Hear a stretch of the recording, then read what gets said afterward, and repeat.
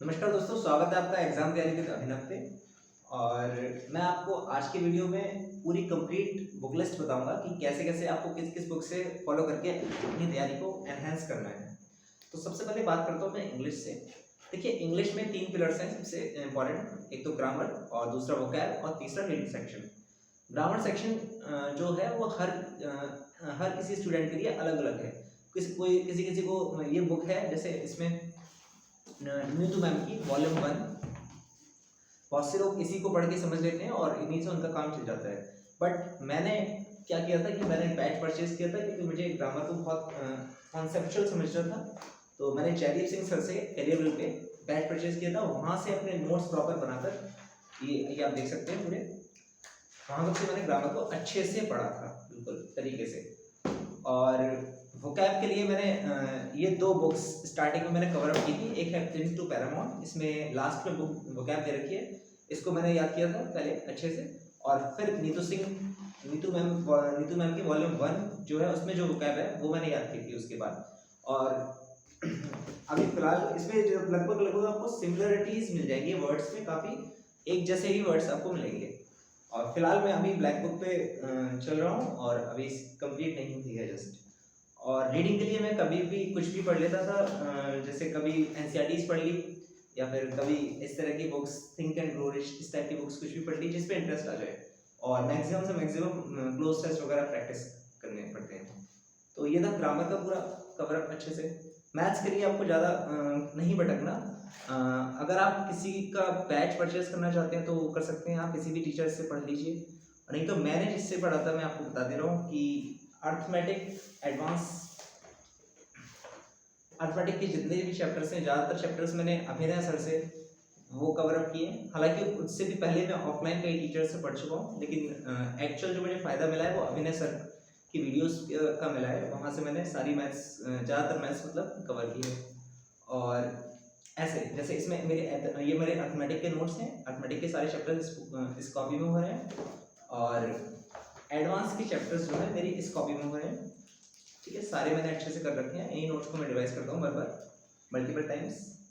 और एक कॉपी है जिसमें मुझे टफ क्वेश्चंस जो लगते हैं, जो मेरे मॉक में आए हैं या मुझे कभी बुक में मिल गए हैं, या फिर कोई से भी क्वेश्चन जिसमें मैं बार बार अटकता हूँ, उस तरह से क्वेश्चन इस पे मैंने लिख रखे हैं। और एक कॉपी है जिसमें मैंने ज्योमेट्री के सारे फॉर्मूलेज, अलजेब्रा के सारे फॉर्मूलेज, ये सारी प्रॉपर्टीज, ट्रेपेजियम की, रोम्बस की, ये सारी चीज़ें मैंने लिख रखी हैं, जो कि मेरे मल्टीपल टाइम रिवीजन में काम आती हैं। और बुक की अगर बात करें प्रैक्टिस के लिए, तो बहुत से लोग केरन पब्लिकेशन को सजेस्ट करते हैं, वो भी एक अच्छी बुक है।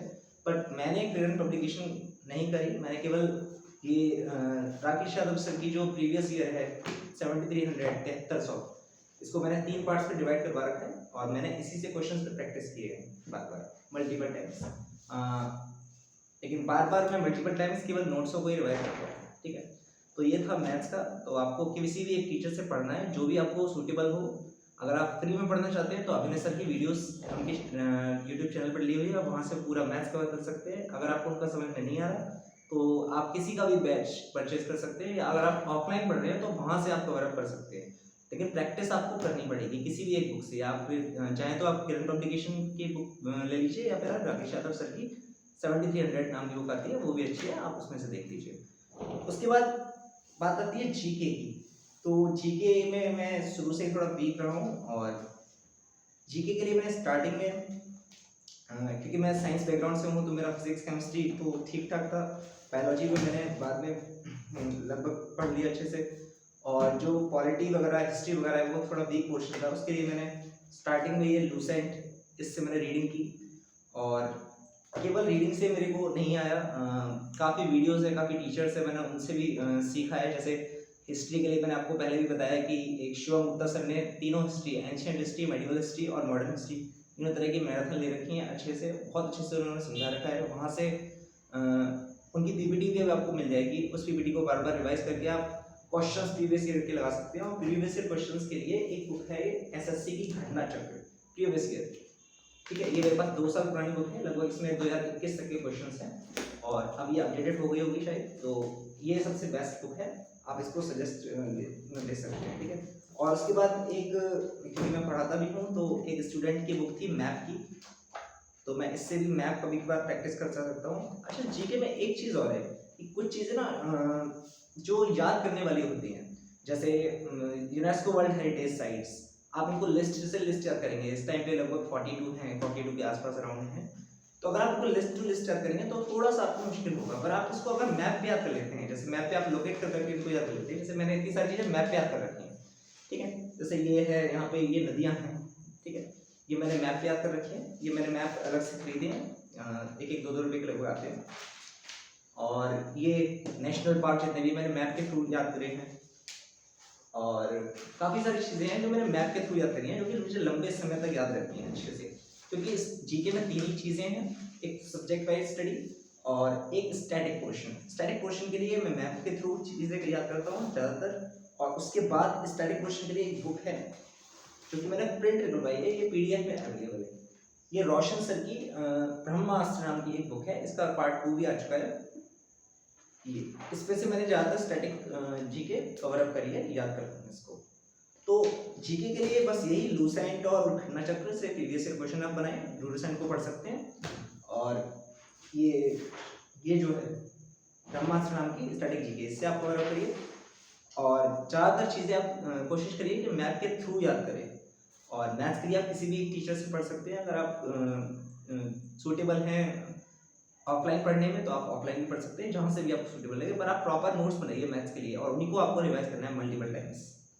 इंग्लिश के लिए मैंने आपको बताया ही था कि आप अगर आपका कंसेप्चुअल वीक है ग्रामर में, तो आप किसी का बैच परचेज कर सकते हैं, या किसी से भी पढ़ सकते हैं ऑफलाइन ऑनलाइन, और ये सारी चीज़ें मैंने आपको बताई थी। अच्छा, एक चीज़ और, आपको क्या क्या नहीं करना है, जैसे स्टार्टिंग में जब मैं GS पढ़ने लगा था, तो मैंने करंट अफेयर्स, एक अंकित अवस्थी सर की क्लास आती थी RNA नाम की, वो लगभग 1 से 1.5 घंटे रहती थी, वो UPSC के लिए रहती थी, और मेरे को काफ़ी अच्छी लगती थी, उसकी वजह से इतनी नॉलेज मिलती थी, बहुत सारी स्टोरीज वगैरह चीज़ें रिलेट कर करके वर्ल्ड की न्यूज़ में मेरे को समझ में आती थी अच्छे से, तो मैं उसे रोज़ देखता था। लेकिन ये आपको नहीं करना है, क्योंकि वो आपके एग्जाम से रिलेटेड नहीं है, क्योंकि आप जो तैयारी कर रहे हैं वो SSC CGL CHSL या MTS तक की ही कर रहे हैं, लेकिन वो चीज़ें आपको नहीं देखनी है। तो ऐसी चीज़ें नहीं आपको करनी है, ना तो आपको करंट अफेयर लिखनी है, मेरे हिसाब से तो नहीं लिखनी चाहिए, क्योंकि मैंने भी स्टार्टिंग में डेली करंट अफेयर लिखे थे, लेकिन वो जो धीरे धीरे जाके उसकी चेन टूट गई थी, मैंने लगभग 10-15 दिन 20 दिन लिखने के बाद फिर मैंने छोड़ दिया। तो डेली करंट अफेयर नहीं लिखने, करंट अफेयर आपको मंथली करने हैं, चाहे आप किसी यूट्यूब चैनल से कर सकते हैं, या फिर एक कोई भी मैगजीन खरीद सकते हैं, या कोई भी करंट अफेयर की बुक खरीद सकते हैं। एक बुक आती है करंट अफेयर की, स्पीडी नाम की, वो ईयरली होती है, वो आप उससे कर सकते हैं। और करंट अफेयर मेरे हिसाब से अभी एक यूट्यूब चैनल है इंडोलॉगस करके, उसमें मंथली करंट अफेयर्स और एक परीक्षा क्लासेस भी है, उसमें मैम ने पढ़ा रखा है, तो आप किसी भी एक चैनल से मंथली करंट अफेयर कवर कर सकते हैं। और उसके बाद आप जो 1 साल की वो है स्पीडी, वहाँ से आप रिवीजन करंट अफेयर पे कर सकते हैं, लेकिन वो एग्जाम आने पर कर सकते हैं, अभी से करने की कोई भी ज़रूरत नहीं है। और अब आपको इस तरह से करना है कि जैसे मेरे मतलब मैंने जब प्रिपरेशन स्टार्ट की थी, तब ये था कि पैटर्न कुछ और था SSC CGL का, स्पेशली मेंस में केवल इंग्लिश और मैथ्स पूछा जाता था, लेकिन अब मेंस में चारों सब्जेक्ट्स पूछे जा रहे हैं, तो आपको चारों सब्जेक्ट्स पे, सॉरी चारों नहीं 5 हो, क्योंकि कंप्यूटर भी ऐड हो चुका है, हालांकि क्वालिफाइंग है लेकिन ऐड हो चुका है, तो आपको चारों 5 सब्जेक्ट्स पे कवर अप करना है। तो रोज चारों 5 सब्जेक्ट पढ़ना तो थोड़ा ऑड हो जाता है, और लेकिन आप ऐसा करिए कम से कम एटलीस्ट 2 दिन में चारों 5 सब्जेक्ट कवर हो जाएं। जैसे आप पहले दिन चाहें तो इंग्लिश और वो कर सकते हैं रीजनिंग, और दूसरे दिन मैथ्स और मैथ्स के साथ GS कर सकते हैं, ऐसे करके चेन बना के आपको 2-2 दिन की करना है। और कोशिश करिए कि आप अच्छे से चीज़ें याद करिए, क्योंकि अब आपको चारों सब्जेक्ट पे ही फोकस करना है, केवल मैथ्स इंग्लिश रीजनिंग से काम नहीं चलेगा। रही बात रीजनिंग की, तो रीजनिंग मैंने स्टार्टिंग में किसी क्लास नहीं ली थी अच्छे से, केवल ऑफलाइन पढ़ा था थोड़ा बहुत, और उसके बाद एक बुक आती है KP सिंह, उस बुक से मैंने खुद पढ़ के रीजनिंग सीखी थी, बहुत ही आसानी से उसने समझा रखा है कि कैसे क्वेश्चन सॉल्व करते हैं, वर्बल एंड नॉन वर्बल दोनों। और उसके बाद मैंने मॉक्स दे दे के इम्प्रूवमेंट में मुझे मिलता गया, क्वेश्चन समझ में आने लग गए। तो ये सारी चीज़ें आपको करनी है अच्छे से, और करंट अफेयर आपको नहीं लिखनी है बिल्कुल भी, और वोकैब भी आपको नहीं लिखनी है, लगभग आपको रोज याद करनी है बस अच्छे से। तो कोशिश करिए कि डेली बेसिस पर कंसिस्टेंट होकर आप पढ़ें, तभी आपको इसका रिजल्ट मिल पाएगा। Thank you.